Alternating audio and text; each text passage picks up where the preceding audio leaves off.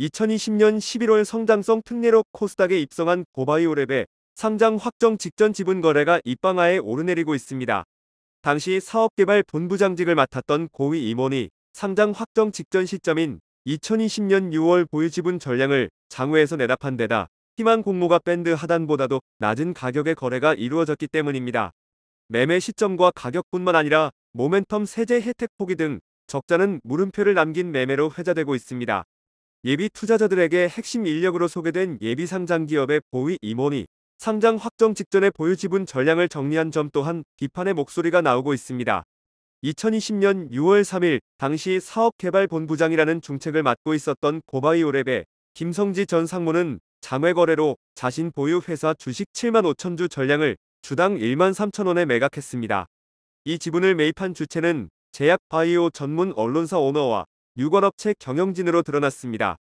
제약바이오 전문 인터넷 매체 메디컬투데이의 오너인 김상원, 김상진 형제 일가가 해당 지분 다수를 매입했고 유관업체인 A사 및 B사 경영진도 김성지 전 상무가 판 지분 일부를 사들인 것으로 알려졌습니다. 개인들 간의 비상장 주식 장외 매매는 평범한 일이지만 해당 거래의 시점과 가격을 따져보면 평범한 장외 주식 거래로 보기 어려운 부분입니다. 김성지 전 상무가 자신의 보유 지분 전량을 내답한 시점인 2020년 6월 3일은 고바이오랩이 상장 예비 심사 청구서를 한국거래소에 제출한 때로부터 1개월 전으로 특례 상장의 핵심 관문인 기술성 평가 통과 발표일로부터는 불과 2주일 전입니다. 거래일로부터 5개월이 지난 2020년 11월 18일 고바이오랩은 성장성 특례로 코스닥에 입성했습니다. 상장을 위한 전문가로 2018년 외부에서 특별히 영입된 매도자 김성지 전 상무는 당시 고바이오랩의 상장 진행 과정과 일정을 누구보다 꼼꼼히 챙겼을 사업개발본부장이라는 중책을 맡았습니다. 거래일은 사실상 고바이오랩의 IPO가 확실시되는 시점이었고 김성지 전 상무는 그 사실을 누구보다도 잘 알고 있었을 위치에 있었던 것으로 보인다는 의미입니다. 의구심이 드는 또 다른 대목은 거래 가격입니다. 김성지 전 상무는 지분 7만 5천 주를 주당 1만 3천 원, 전체로는 9억 7천5백만 원에 매도했습니다. 이 거래가 이루어지던 2020년 6월은 공모가 밴드가 어느 정도 내부적으로는 나왔을 만한 시점이라는 것이 증권업계 관계자의 설명입니다. 고바이오랩은 이후 희망 공모가 밴드로 1만 8천 원에서 2만 3천 원을 제시했습니다. 김성지 전 상무의 매도가 대비 5천 원에서 1만 원을 웃돕니다. 거래일로부터 불과 1개월 후인 2020년 7월 고바이오랩은 상장 예비심사 청구서를 제출했습니다. 김성지 전 상무의 거래 시점 당시 이미 희망 공모가 밴드가 상당 부분 정해졌을 거라는데 힘이 실리는 이유입니다.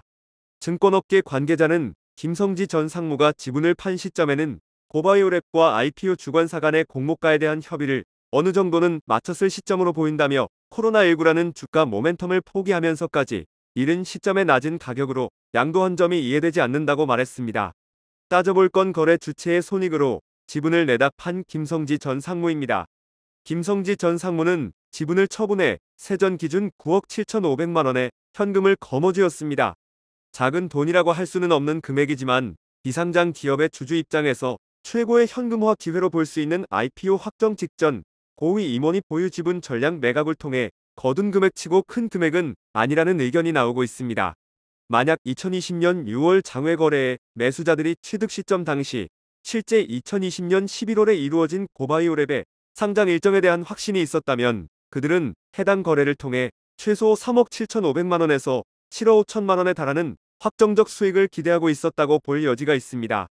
2020년 11월 9일부터 10일까지 실시된 고바이오랩의 일반 공모 청약 경쟁률은 517대 1에 달했고 상장 2개월 후인 2021년 1월 고바이오랩의 주가는 68,600원까지 치솟았습니다. 비록 보호 예수기간 중이라 매각을 통한 현금화는 불가능하였지만 김상원, 김상진 형제 등 해당 장외 거래의 매수자들은 불과 7개월 만에 투자금을 5배 이상으로 부풀리게 됩니다. 게다가 매도자인 김성지 전 상무는 해당 장외 매도로 인해 상장 주식의 장내 매도 시에도 면제되는 양도소득세마저 별도로 납부해야 했을 것으로 보입니다. 김성지 전 상무 입장에서는 장외 거래로 인해 기대 수익을 포기했을 뿐만 아니라 적자는 추가 비용마저 치렀다는 의미입니다. 상장 확정 직전에 보유 지분 전량을 장외에서 정리한 김성지 전 상무의 행태에 대한 비판의 목소리도 나오고 있습니다.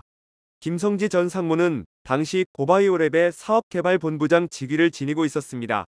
고바이오랩이 상장을 위해 외부에서 영입한 인재로서 IPO 때 핵심 인력으로 소개되기까지 하였습니다. 증권업계 관계자는 IPO 확정 직전 시점에 이루어진 고위 임원의 보유지분 전량 장외 매도는 특별한 사정이 있지 않고서는 객관적으로 쉽사리 이해되지 않는 거래라며, 설령 특별한 사정이 있다 하더라도 IPO를 위한 IR북의 핵심 인력으로 소개된 고위 임원이 IPO 직전에 보유지분 전량을 정리하고 그 사실을 공모 청약을 앞둔 투자자들에게 적극적으로 공개하지 않았다는 것은 비판을 피하기 어려워 보인다고 말했습니다. 이러한 거래에 대한 인포스탁데일리의 질의에 고바이오랩은 개인 간의 거래로 회사 측은 확인할 수 있는 부분이 없다고 답했습니다.